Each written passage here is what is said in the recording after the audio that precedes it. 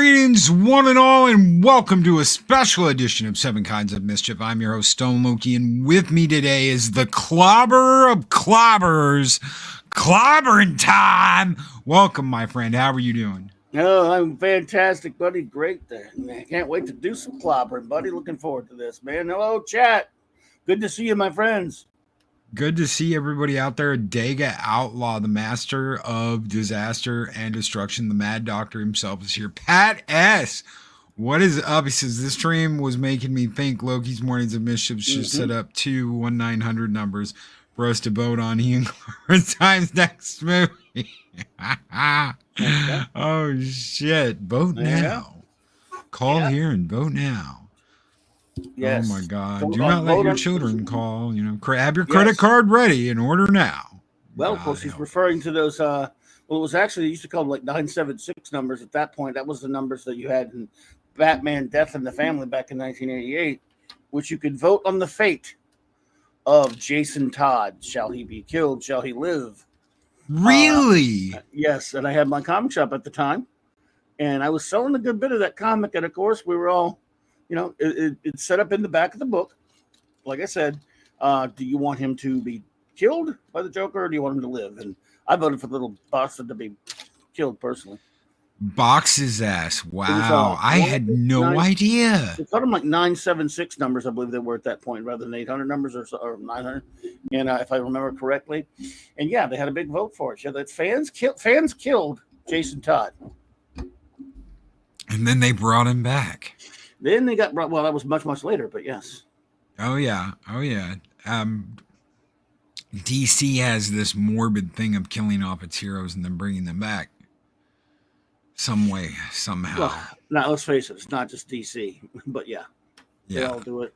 There aren't too many characters, heroes or otherwise, that have been killed and brought back 20 times now. Less than 100 votes. A fandom that divided over the death or life of a sidekick. Well, Jason Todd had not been around that long, and they even kind of revised his origin a little bit before that, or if maybe it was after it. Anyway, look, Dick Grayson had just left being, Robin to become Nightwing a few years earlier, and a lot of us who loved Dick Grayson didn't like Jason Todd. Didn't think, oh man, you just get rid of one and you give another kid his same costume. He's a little criminal. I mean, I don't know. I just didn't really like him. I mean, to be honest with you, and then of course I'd stop reading the book kind of at that point. Here and there, I would pick it up sometimes, but I wasn't a regular reader of the title at the time. But fans who were, and this wasn't too long after The Killing Joke came out, by the way. Fans who were, I don't know, were, like you say, divided on the popularity of Jason Todd. Kill him off or keep him around. Man, I had no idea about that. See, you're schooling me. I'm learning something new. I always learn something new on these deals with Clobby. And I'm sure there's people out there going, oh my God, you say you're like a comic book nerd and don't know about the vote? I had no idea. You may not have been buying comics at that time, I guess.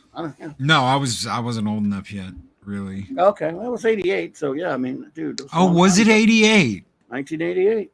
Yeah, I had comics. I had Batman and Superman comics. Were you going to comic shops much, though? No, that happened probably, that was like a couple years after that. I mean, that was a comic that wasn't direct sales to comics or anything, so it was in the comic, but maybe you weren't picking up Batman. I don't know if you bought Batman Death in the Family or what, but it was in there. I didn't have Death in the Family. I had some older stuff. I had some older Star Wars. These were mostly like 70s comics that my brother had that he didn't want, that he gave me. So my dad wasn't big on, let's go to the comic shop and get you some comics. It was like, you going to waste your money on that.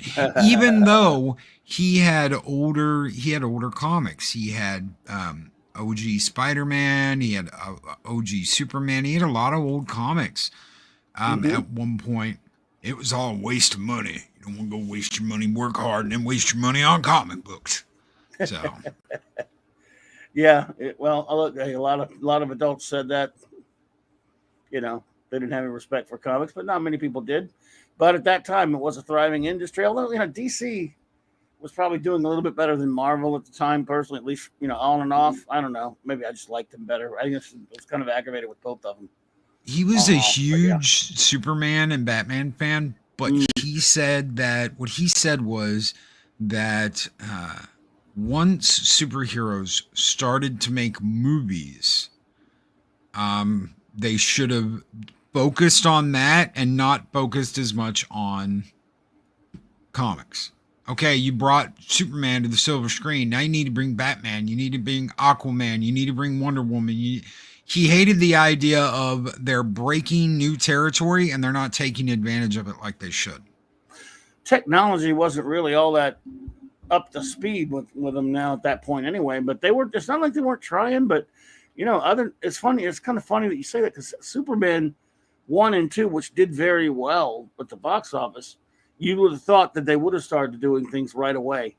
Hollywood was usually jumping on trends and stuff, but you don't get another quote unquote comic book adapted film until Howard the Duck a few years later. And then, you get Batman in '89, but he has a point. Why weren't they, although the other Superman films didn't do, other than the Superman films, they weren't really trying with superhero movies that much. And you do have to ask yourself, why weren't you after Superman 1? Usually, I don't know why they were dragging their feet, but I do know that the technology, I don't know, even with the technology, they could have done something. So I don't know why they didn't. He has a good point there. But that's just what he thought. Yeah, I love George Reeves. Superman serial, of course, Superman and the Mole Men, before his TV show. I would have never known about the... Well, it wasn't a serial. Superman and the Mole Men was actually a movie, but there was the Kirk Allen serials. I would have never known about the old cartoons if it wasn't for my dad. I remember my dad picking up the VHS tapes of the old Slicer, right? Fleischer films, yeah. Fleischer. Yeah, God. love them. Fleischer, Max Fleischer. Fleischer, yeah. I would have never known about that if it wasn't for my dad. I used to love watching those. Oh God, yeah, they're great. So I think I got a Blu-ray just to have those upgraded. Bruce Timm, who of course produced this film and of course produced Batman the Animated Series, as you all know the name. He used for his inspiration for Batman the Animated Series, then later even the Superman animated show, those Fleischer cartoons were his biggest animation and art inspirations, in addition to other things, when he started Batman. Yeah, I remember as a kid thinking, man, these look just like the old Superman. They're better. They look better, but they look a lot like the city and the way they dressed and how they did things in those cartoons was very much like Batman the Animated Series. That's what drew me to Batman the Animated Series originally. Was they reminded me of those cartoons. And they were supposed to. That's what they were going for. Absolutely. Yeah, Larry, and I just got a the other day I got a big Blu-ray pack with all the Christopher Reeves movies on it, and The Return that came with it too. But mine's a DVD. It's so old. It's like the big steel pack of all those. I've got those too, and that's pretty much what this is, except it's on Blu-ray form. And I think right now you can get it for like $20 on Amazon. It's on sale, but they've got the Fleischer cartoons on there too. So I now have those cartoons on Blu-ray. I'm like, cool. Yeah, that's what I'm talking about. Oh yeah, great. I think I forgot. There's so many forms now that have come out. Also, some YouTube channel plays them continuously, like for 8-hour, 10-hour loops or whatever it is. Crazy. That's nuts. It's absolutely nuts. So let's talk about.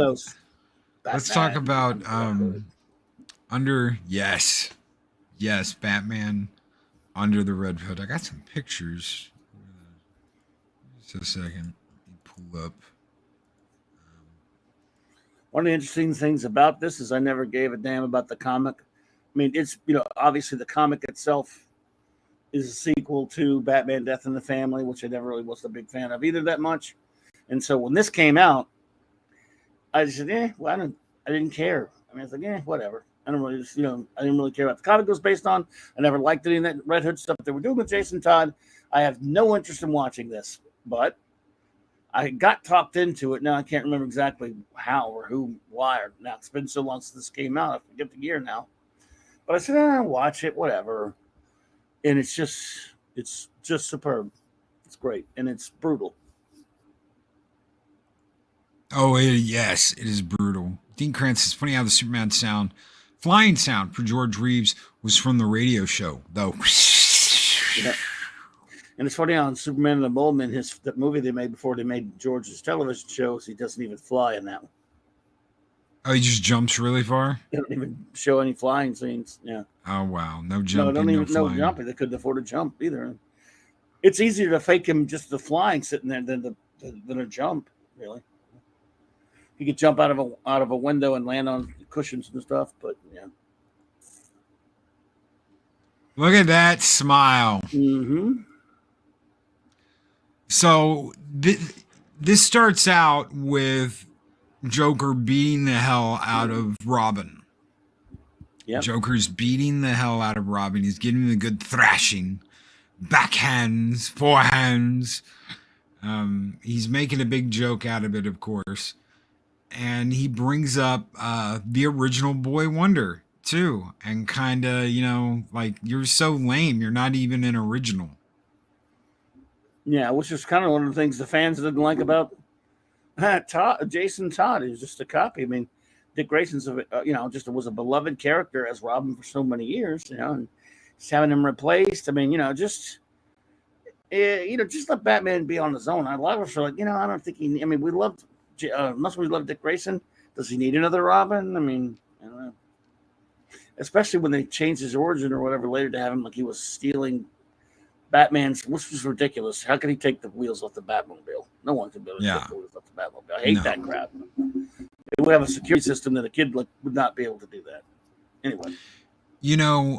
If he would try to lift something off of Bruce Wayne and Bruce stopped him, I would be like, the kid thinks he's like the greatest pickpocket ever and tries to pick the pocket of Bruce Wayne and Bruce stops him and he's an orphan or whatever. I'm totally down with that. Stealing the wheels off the Batmobile though, yeah, it's dumb. So yeah, this film opens up again with pretty much adapting a scene from Death in the Family, the scene where he kills. Obviously, he's wearing a different costume in this than he was in that, but he's a little bit. I guess this takes place at a point where they've said it. And I have not read, by the way, I think Dalton mentioned he hasn't seen the movie, but he's read the comic. I'm the other way around. I never read this comic. But now that I have this comic, I'm gonna read it. I've got it now. I got it recently. It's not a reprint. I'm happy I got it. I may read it.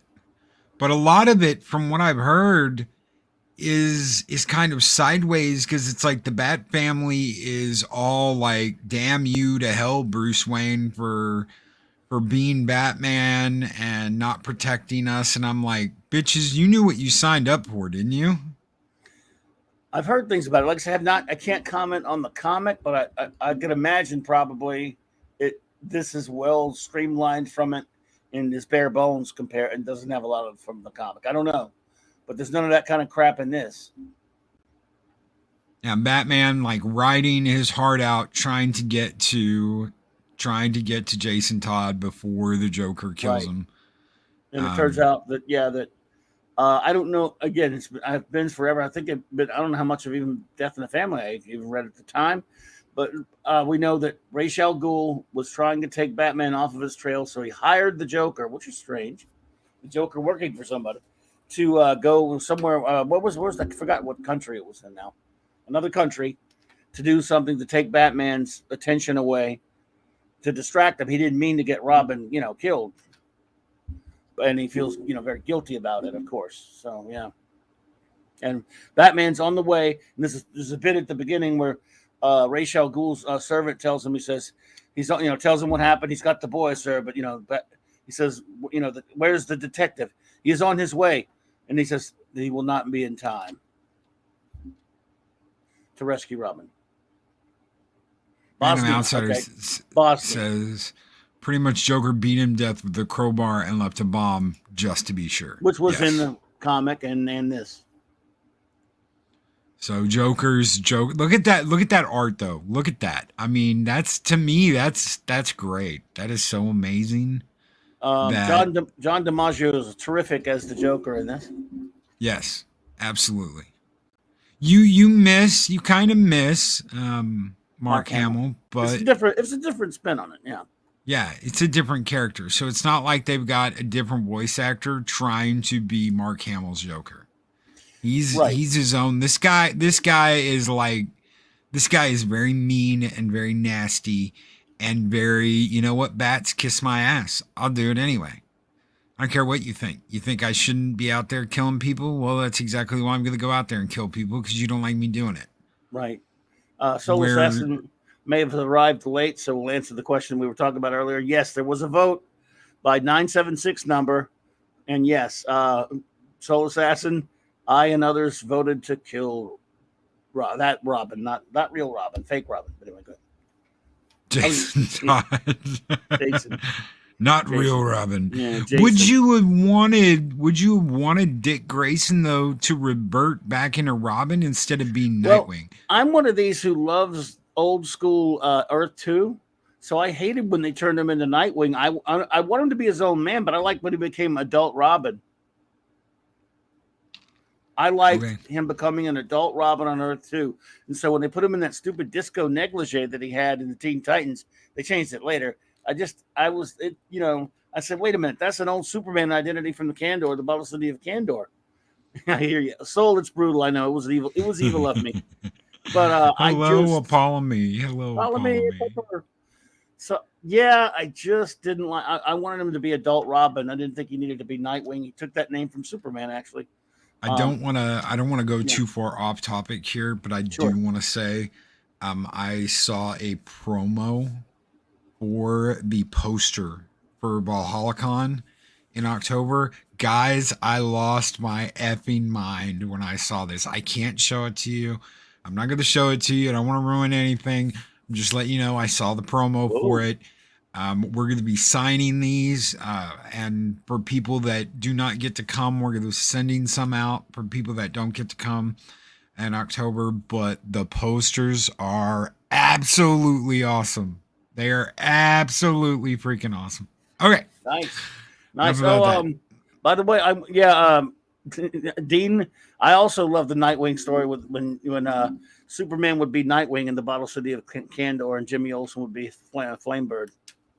And that's where they took that name from. So, but where were I? Sorry, I derailed you there. No, I derailed everything talking about that dang poster because I saw Apollo me and I was like, oh my god, I gotta talk about the poster. It looks absolutely awesome. Yes, and they have yeah. So we continue with our review because I forgot what I was gonna go. Flamebird and Titans already had Starfire, and Flamebird Phantom Outsider. Flamebird was and Titans already had Starfire, so Starfire and Flamebird, no. Should have just been Rod. I like that. Never mind. It's a long lost battle. Take care, Dean. Take care, brother. Dean. Have a good night. Yeah, have a good one there. Have a good one. So yeah, you have an opening that is very disturbing. By the way, John DiMaggio, yes, known as Bender on Futurama and Aquaman on the great show Batman Brave and the Bold, amongst many other voices. Met him once at I met him with DragonCon one year, and I wore my Aquaman shirt from Brave and the Bold, where on the shirt was like outrageous because he used to say that. And he, everyone was there to see him for all these other voices he did, like on some kind of Adventure Time and even Futurama. But he saw that shirt. I said, "Whoa!" He said, "I better know what picture you want." And I bought the Aquaman picture from him. So it was pretty fun, and he was great as the Joker in this. Like you said, not Mark Hamill. It's different. But he's a different Joker. And that's why I'm like, you know what? I don't care. There are people that are like Mark Hamill or bust. And I'm like, no, as long as it's a different Joker, if it looks if they're trying to look and make him act just like Mark Hamill's Joker, then yes, I agree. They shouldn't have someone voice Mark Hamill's Joker besides Mark Hamill. No, yeah. They did that with Batman Origin. And I absolutely hated it. I'm like, this guy is trying to be Mark Hamill, and he can't be Mark Hamill. He doesn't have the chops to Right. be Mark Hamill. So you don't Right. replace Mark Hamill. You just use Mark Hamill. Absolutely. But if it's a different Joker, I'm totally cool with them using somebody Yeah, else it's as long fine. as I it mean, works. yeah, he was good enough. And Bruce Greenwood was was passable and okay as Batman. Um, and Jason Isaacs was interesting as Ra's al Ghul.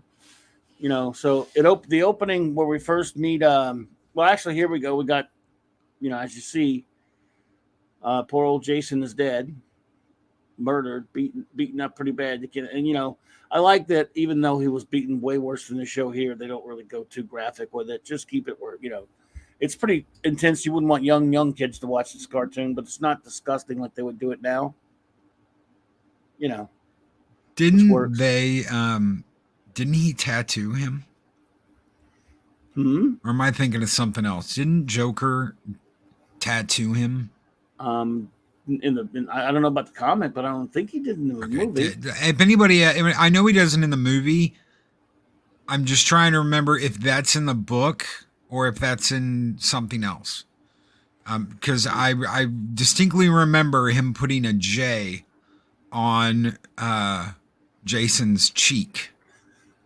Well, maybe in the comic or something, or I don't remember. But I don't remember him Or doing it in the movie. maybe that is the Joker when the Joker comes to Batman Beyond. Maybe that's what I'm thinking of. Oh, Little J. yes, yeah. No, Timmy Drake. Yeah.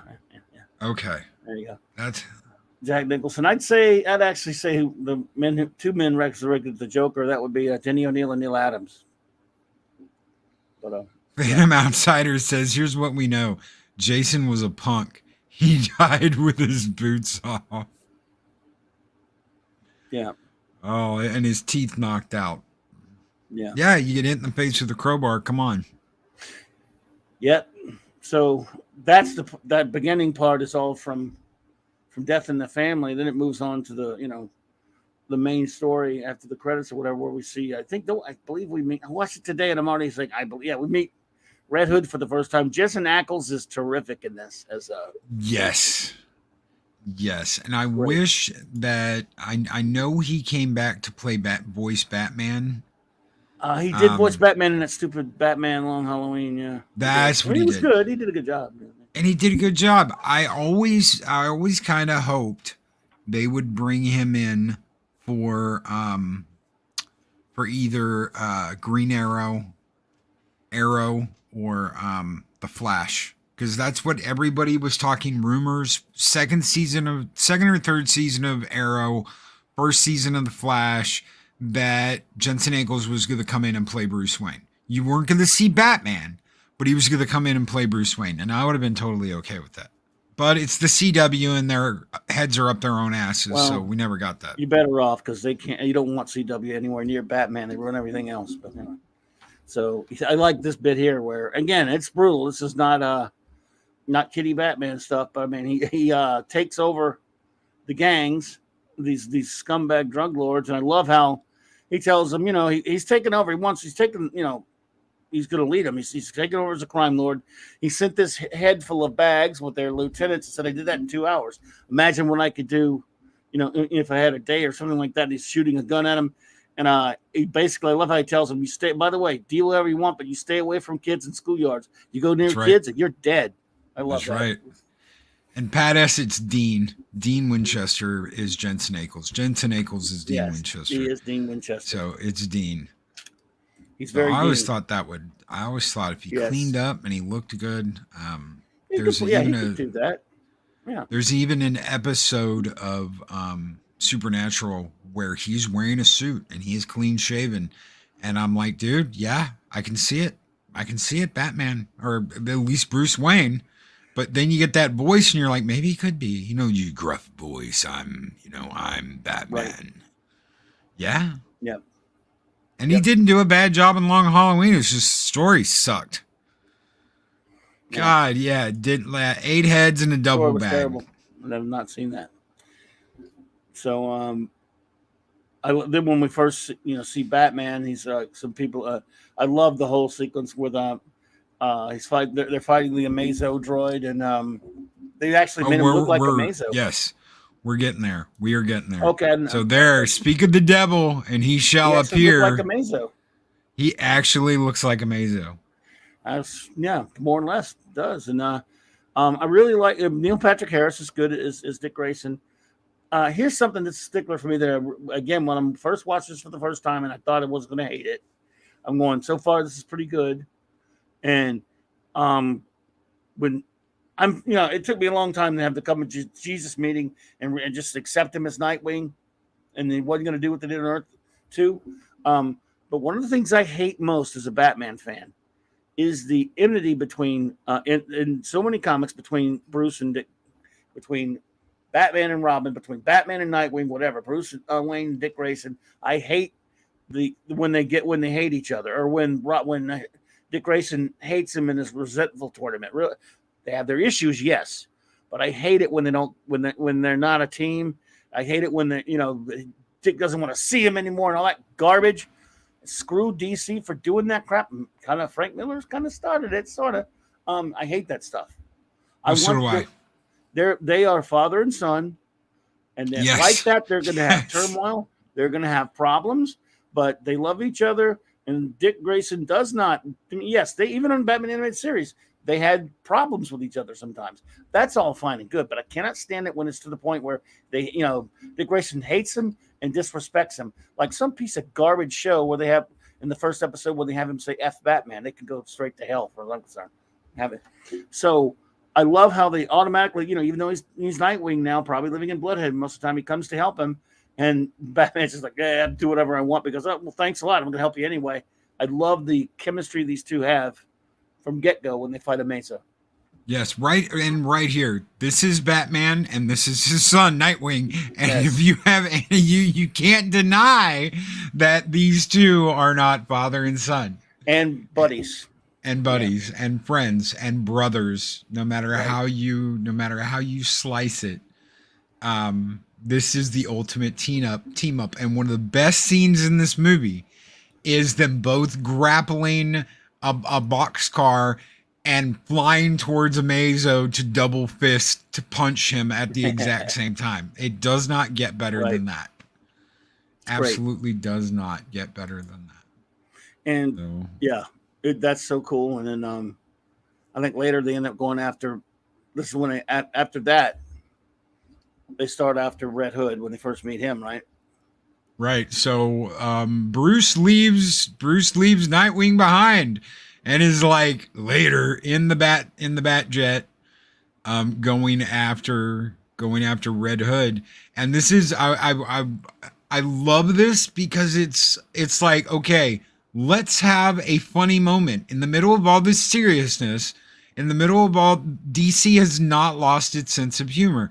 So there's this couple on the roof making out and kissing, and then boom. The bat plane buzzes them. The bat jet buzzes over top of them, and the girl's like, what the shit? And the old lady's trying to catch her laundry as it's flying by. And it's like, you know what? They didn't have to do that. This is one of the things that's missing today is this sense of humor and this fun in the middle of this story. They didn't have to do this, and it's not something, I don't think they would do this today.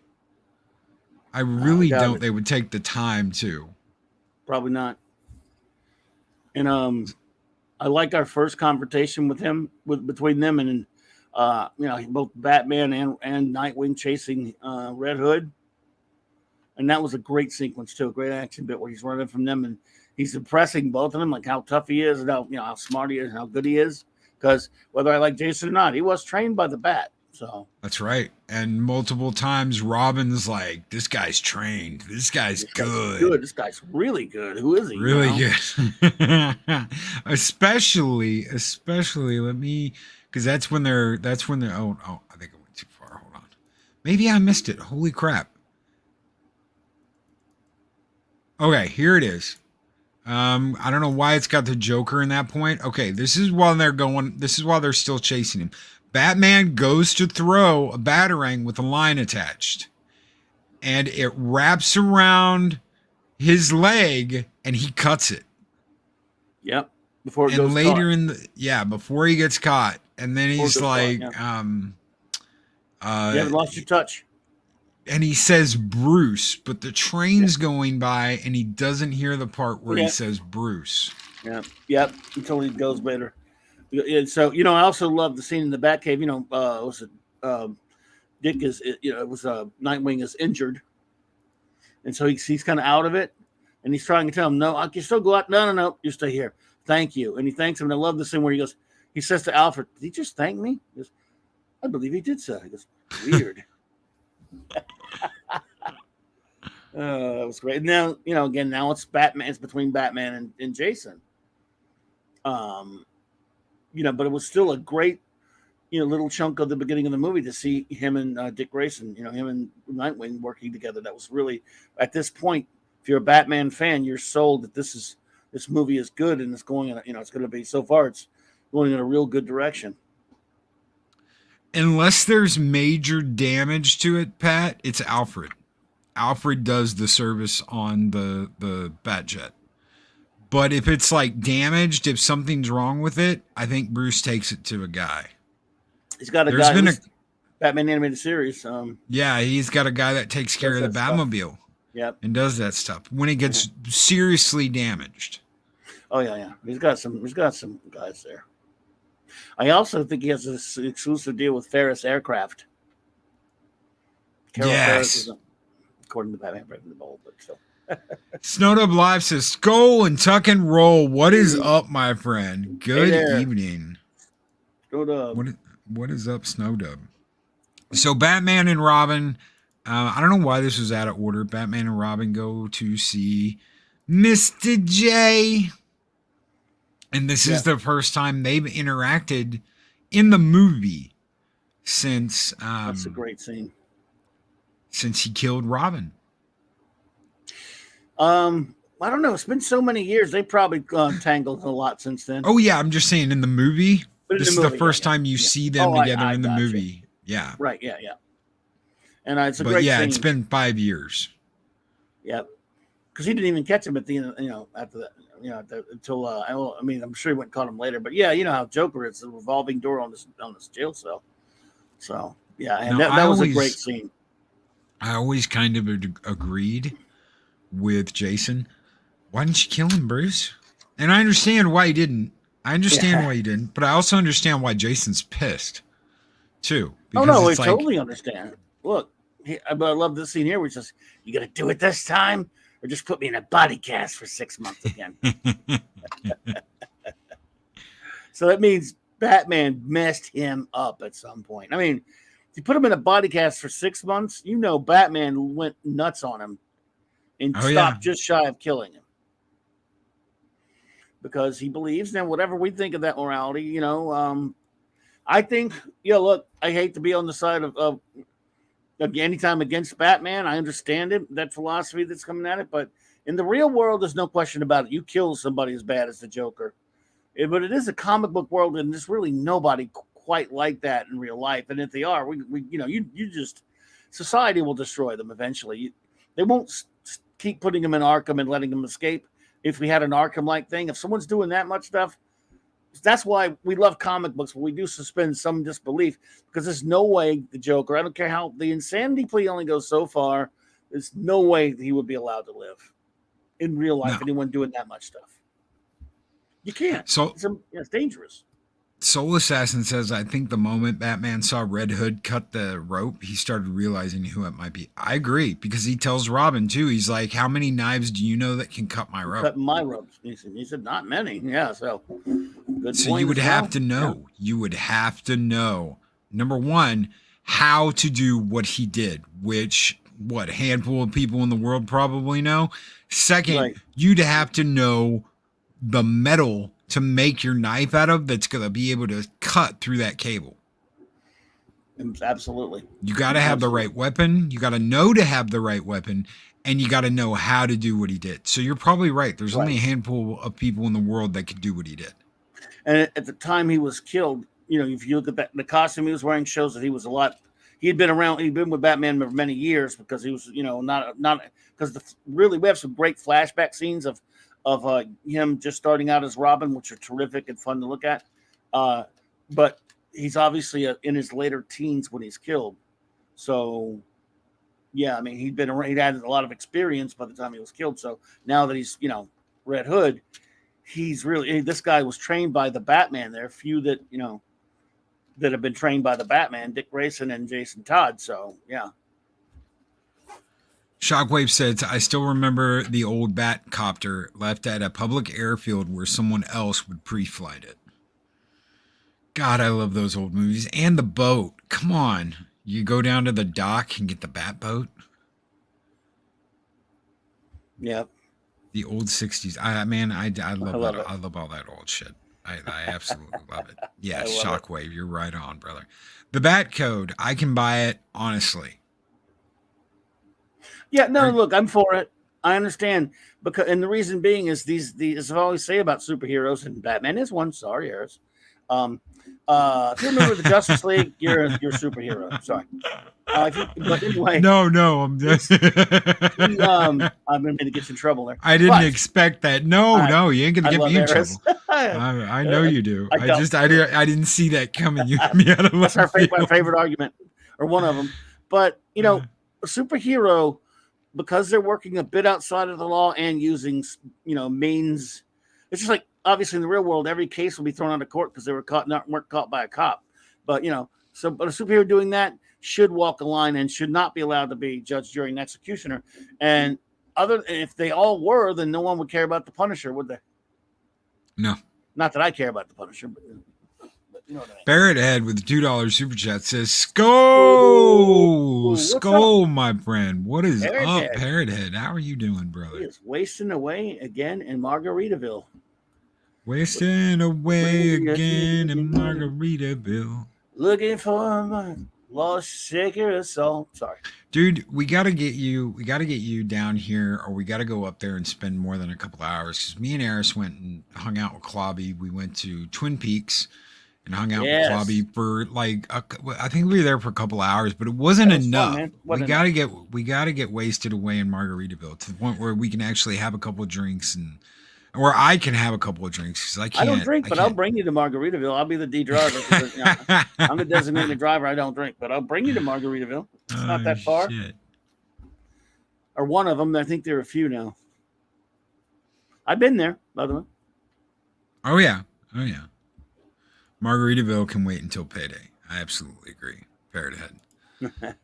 So Batman's investigating more and more about who this person is. The few people that have commented that they think, Bruce already has an idea, I completely agree with. And Jason has got himself in trouble. He is pissed off the black. Well, he's doing it on purpose. He is intimidating, or he is antagonizing the Black Mask. I'm going to go. By the way, he's a villain that started in the '80s. Not one I was ever all that fond of, but he's useful in this story. And he's an idiot wearing a stupid black mask, and he's like just a gangster. And yes, he's trying to, he's trying to antagonize him, really, And so Black Masks sends this group of whatever the hell I forgot their name of them again. I know they're from some comics, but like these group of cyborg type people. They're not cyborgs, I don't think, but they might be. I really don't know much of it. They have lightsabers. Yeah, energy weapons. Dangerous, right? They're pretty dangerous. But as they're about to take him out, guess what? Guess what we get?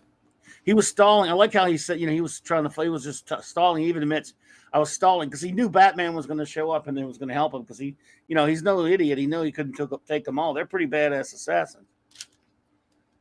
So he stalled to wait for Batman to show up. And it worked. He actually did show up. And he knew he's going to show up because he's got my back because he knows who I am. Yeah, absolutely. And if anybody could figure it out, it's gonna be Batman. Yes, absolutely. So he knows what there are a few takes on this that they've redone over the years. One of them, there's one clip in Death in the Family, the Blu-ray, that I didn't like, but it's an alternate history. What I really didn't like was the Batman game where you have to fight the the Gotham Knight or whatever his name is. He's basically, it's Jason Todd. You know, if you know anything about any of this, you know immediately, okay, this is Jason Todd. And there's this point in the game where he's like, you haven't figured it out yet? The world's greatest detective doesn't know who I am. I'm like, oh my God, he wouldn't do that. He would already know. Bruce fucking Wayne would already know. If I know who it is, by God, Bruce Wayne would know already who it is. Bruce would know. So, but I love the fact that he knows. He knows exactly who it is. He knows exactly who he's dealing with. And even when Jason kills this cyborg and Bruce is standing there like, oh my God, I can't believe you did that. I'm like, no, he's not Jason anymore. He is this. He is this bang, bang, bang, bang, bang. Yeah. Deadpool wannabe. Yeah, I mean, basically, but it's something like that. They're trying to kill me, or whatever. And there's Ra's al Ghul, voiced by the good actor who is a dirtbag, though, Jason Isaacs. And he does okay. He does okay. He kind of explains. No David Warner, but yeah. He kind of explains to Batman what happened and that, you know, he came back and went insane. Out of guilt, he put him in the Lazarus pit. Meaning they found he switched the corpse of Jason Todd for a fake one, and they buried a fake one, and he took it, of course, this was years ago after it happened, and put him in the Lazarus pit. For those who don't know, of course, that's the little thing that keeps the pit of the magical pool, if you want to call it, the chemical pool that keeps Ra's al Ghul young. And every time he gets out of it, he goes a little more insane, though. Meaning Ra's al Ghul. Well, he's Ra's al Ghul. This really badly. For a while, you know, it did the same thing to Jason. Yeah, he's nuts. He's gone absolutely nuts. Yeah. Ra's daughter. No, it was Ra's daughter. They show her for a second. They show Talia, but she doesn't. I don't think she has any lines in this. No, absolutely not. And meanwhile, in Gotham City, at Gotham Prison, at Arkham Asylum. Well, before this, but yeah. So basically, we find out that, you know, Black Mask is so intimidated and so desperate, he goes and basically uses his clout to spring the Joker. But that scene in the prison when he's got the Joker there talking to him because he's used his muscle to kill one of the guards and buy off a bunch of guards and stuff. And he's talking. He's got 4 dudes there with the Joker and his lady. Black Mask and his lady assistant. That scene where he may I have a glass of water, please? He starts drinking, he's eating chips, and he isn't saying a word. Black Mask is telling him all what he wants, whatever, and then he just goes. He breaks the water glass, slashes one of the henchmen, steals his gun, and shoots all 4 of the henchmen. And then he says, "I love this." He says, "Well, I'm going to need some guys.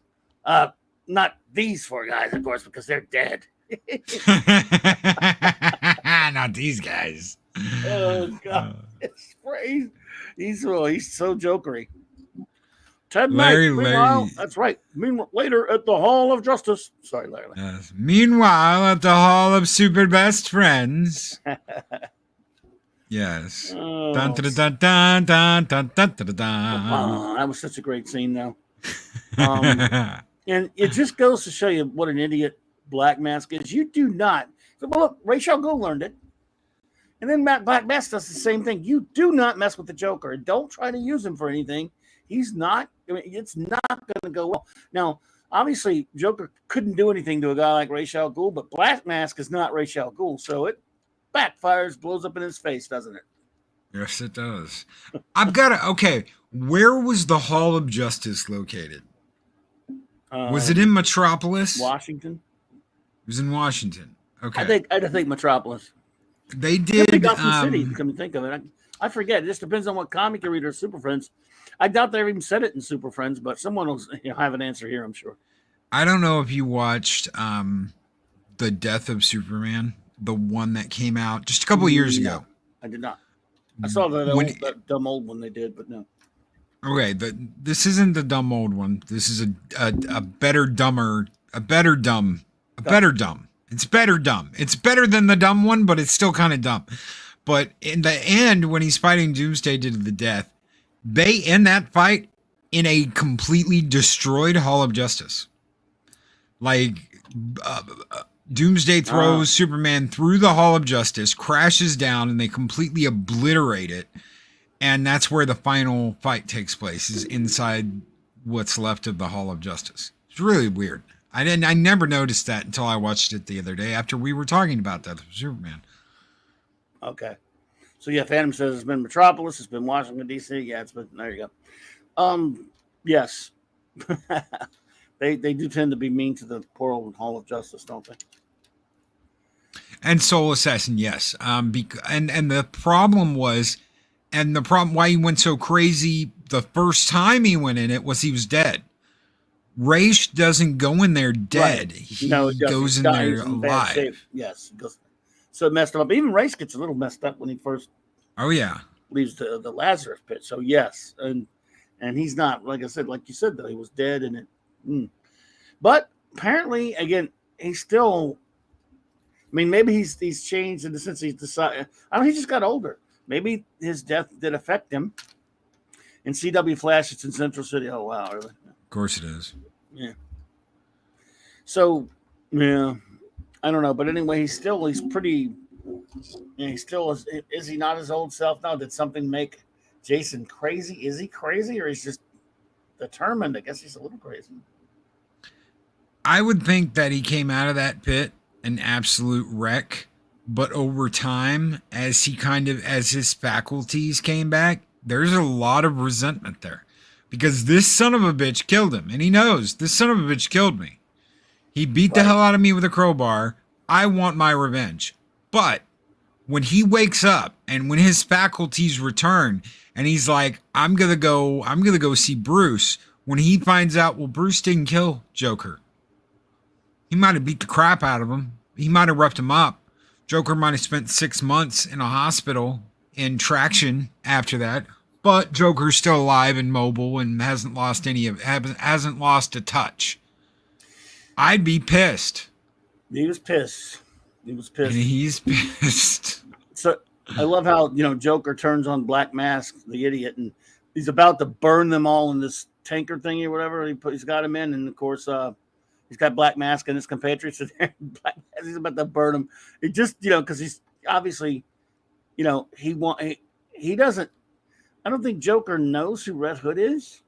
He just knows that if what's his face wants him to kill him, that's fine with him. He just really all he cares about is fighting Batman. He wants to get Batman's attention. Oh, But yeah, I and he doesn't love want someone else coming in and honing in on no, that he either. doesn't. He doesn't. And so I love how Batman comes, of course, and drops the stuff on the puts out the flame tank. Thanks, Chris Persia. I was vague on that one. Thank you. He puts out the fire that almost blows up, burns the Black Mask and his cronies.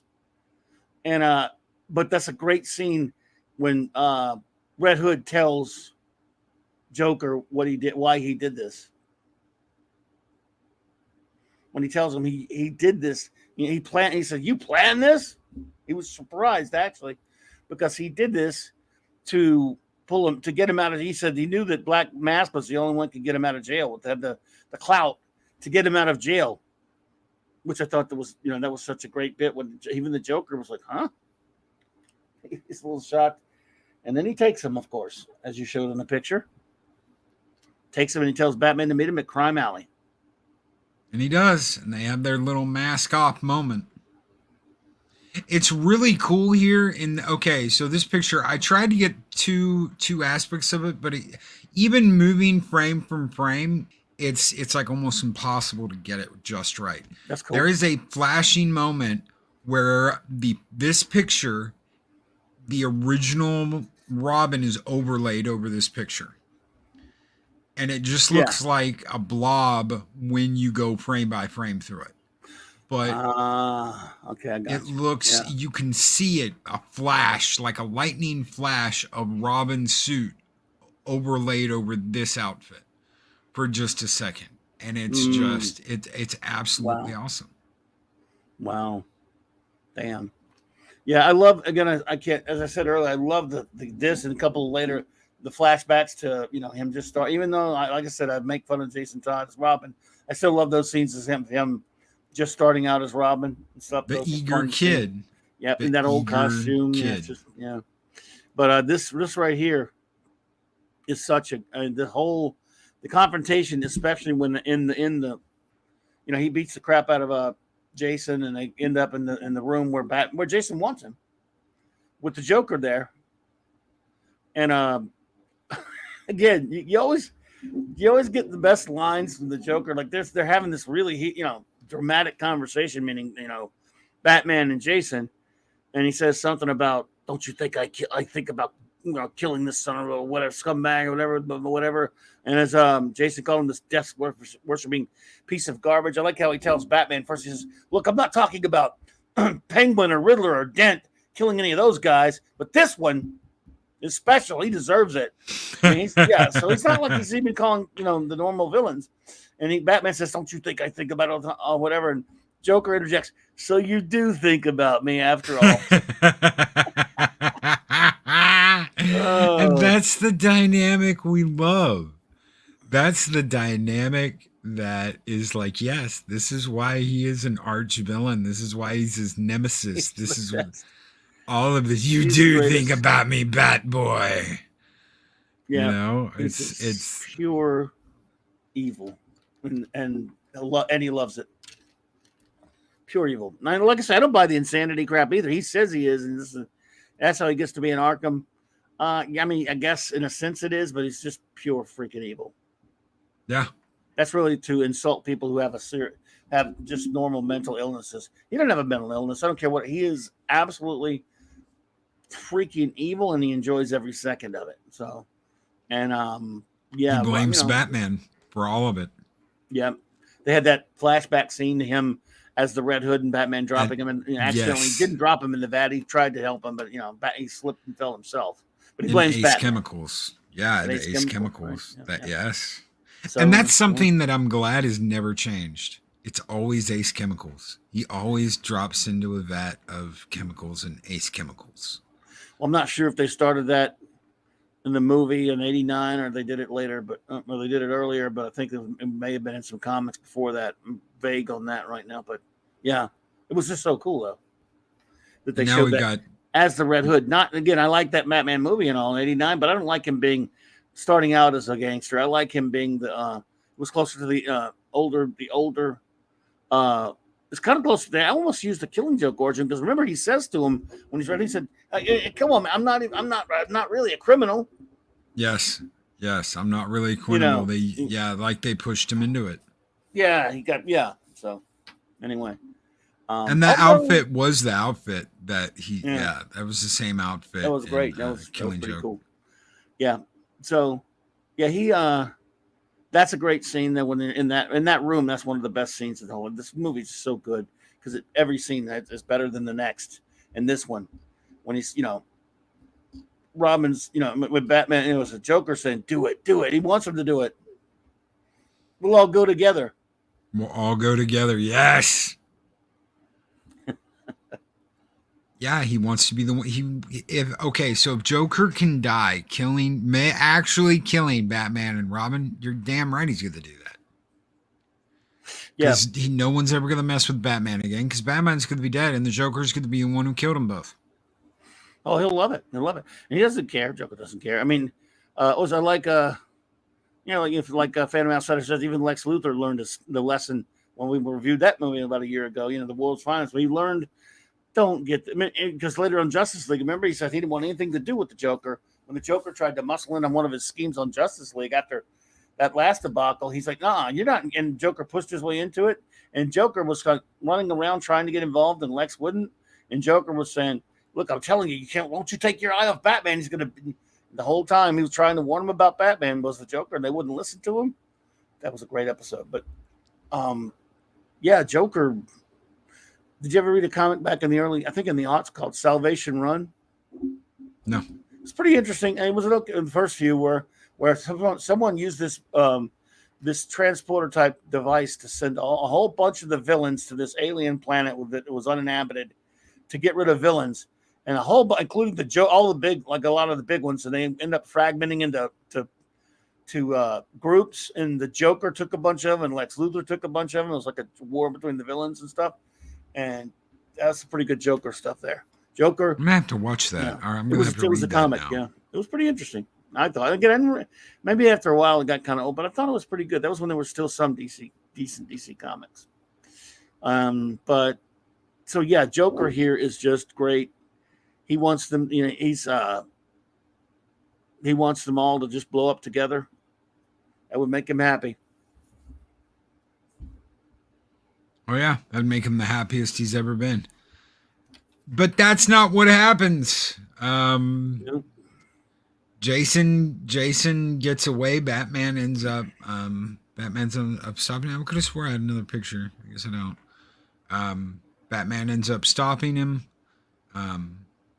Joker ends up crippled under a broken building, and Batman's alive. And then, like you said, they go back and they show the older scenes with Jason as a young Robin. Oh my God, I can get in the Batmobile. Pew. Yeah, it's like, so you excited. You were such a little, you were an excited little kid, having a great time, but that's not what this is about. Yeah. Or did Jason die? No, Jason lived. No, he lived. No, he lived. So you've got Red Hood in comics after that, and eventually he kind of like,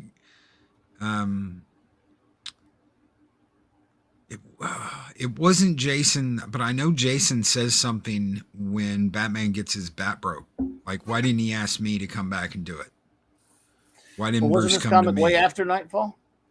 Yeah. This comic was way after Nightfall, though.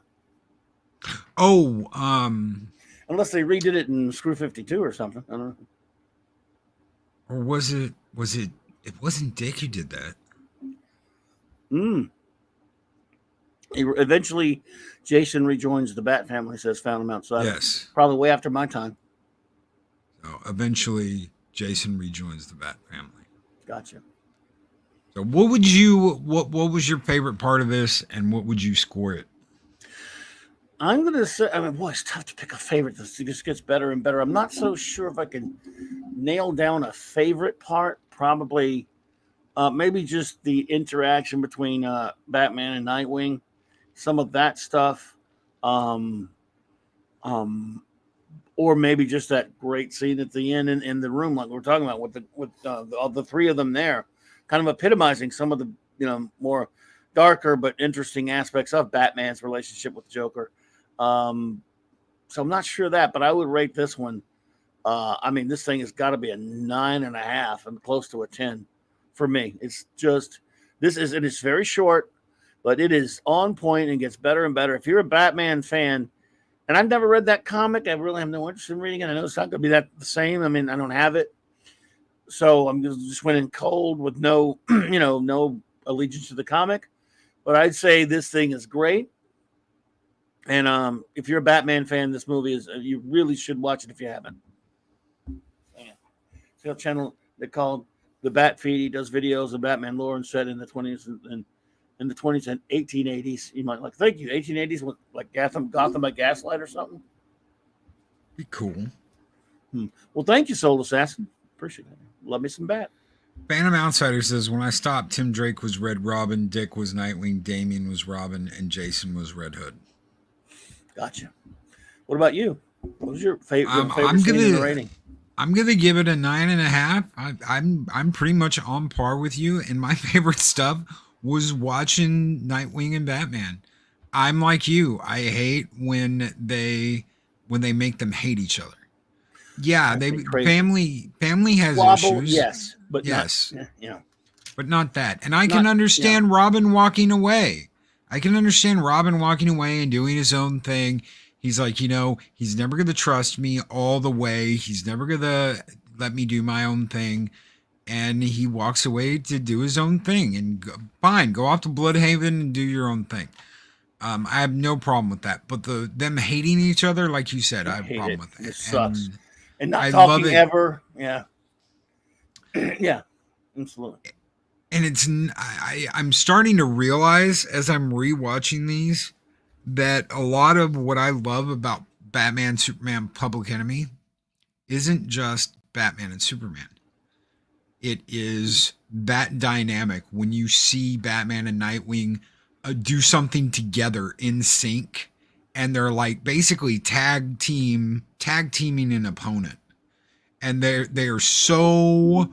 working so well together, and it's so natural that they're just like beep bap boop, and they're comboing off of each other. I love shit like that. I love shit like that with Superman and Batman. I love shit like that with Batman and Nightwing and Robin.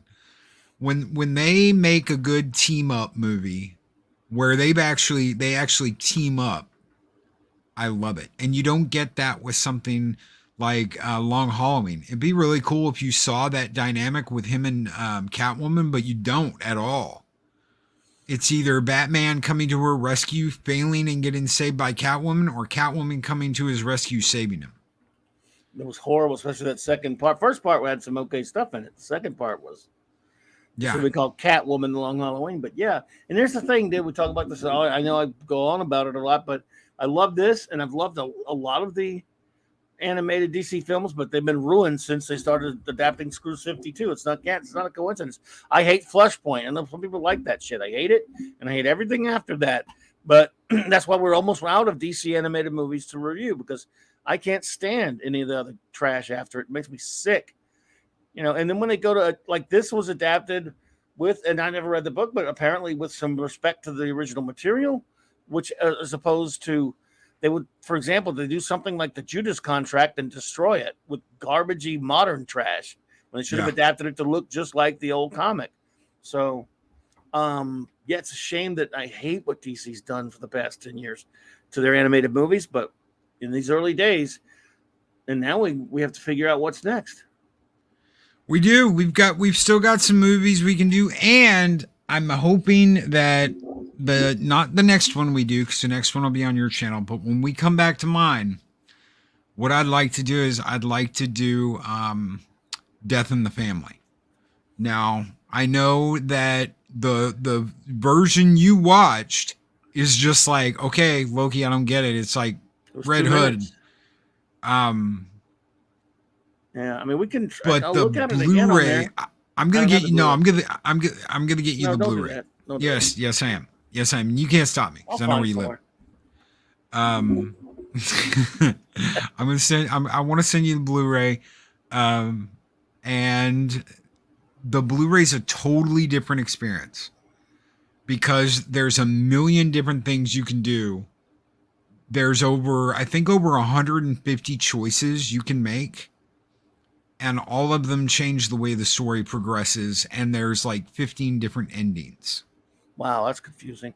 And the real ending is if you do everything, like what happens in this movie, it ends with Bruce Wayne and Clark Kent sitting in the diner. Talking, and that was the last thing I did. I watched every other possible way to do it besides the way it happened. And then the last thing me and Eris did was watch, and I mean, I think that took like 3 hours to do. Wow. But because there's multiple ways to watch the movie. It's like there's like an hour movie times 3. I can't even wrap my brain around that. I mean, it hurts my head to think about it. It's like I don't get that kind of stuff.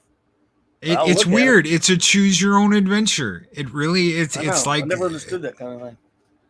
But if you play it the way it's supposed to be played, like it happens in this movie, then like I said, and Clobby saw that. It ends with Bruce and Clark sitting there talking, and Clark going, there's nothing you could do. There's nothing you could have done to change what happened. And he's like, Bruce is disagreeable, but kind of agrees with him and moves on. Whereas every other way, either Batman dies, Robin dies, the real original Nightwing becomes Batman, original Nightwing dies, Tim Drake comes in as there's so many different endings, it's insane. Yep. So it's crazy stuff. So okay, I don't know, what are we gonna do? What do we got left? If you want to do that one, I'm game. I would like to do, unless you want to do a Superman then another Batman, but we could do a.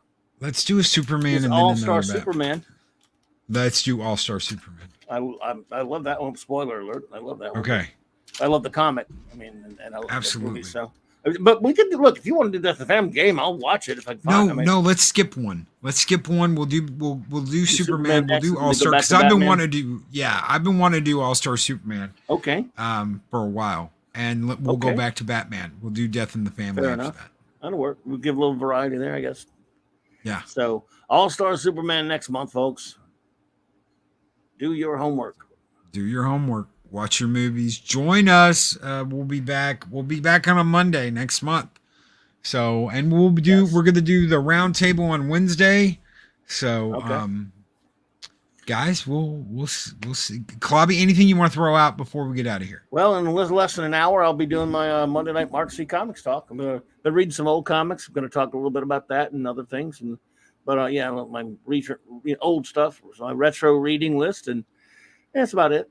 So, yeah, and of course, obviously, no, tomorrow night, I might be at Midnight's Edge for a while there, but I'm also going to be over at Nick's stream for Toxic Tuesday. I've been invited on. We're going to review one of my favorite old movies, Midnight Run. Yeah, love that movie. Hell yeah! And then we got the Comics Roundtable, right? Comic Book Roundtable on Wednesday. So, hey, Mark D with the C's here. Look at that. Yeah, so.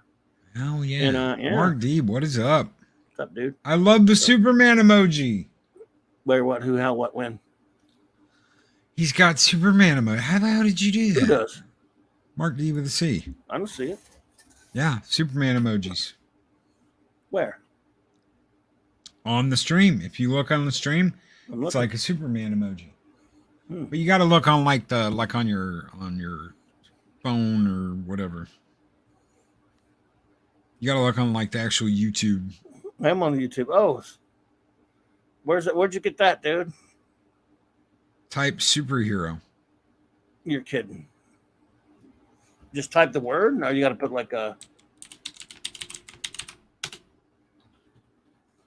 just the word superhero? It just says the word superhero when I do it. Ah, okay. So do the dot like that. Do the what? Oh my god, like what I just did. Oh, okay. Gotcha. Do that and then type superhero. Okay. And hit enter. No space. Just wow. It popped up, yeah. How do you like them apples? I like that. Is that super villain? Yeah, do the colon. They got one for that? Colon super villain. Oh, they got super villain too. Holy shit. Damn, that Mark D with the C's. Wow, Mark. Thank you. Do that in any chat? Holy shit. That is absolutely awesome. He is an engineer. He's the chief engineer. So there you go. Of my show. Oh, well, dude, I enjoyed it as always, man. As always, Clobby. Yeah, thank you. Great fun. Thank you. And thank you for hanging out and being here and taking the time. Great fun, bud. Oh, yeah. Guys, we'll be back next month for another DC animated movie review. I've been your host, Stone Loki, and with me today, of course, my co-host, Clobbern Time. And we're out of here. Take care, be excellent to each other. Always speak friend to enter. And we'll see you guys on the next one.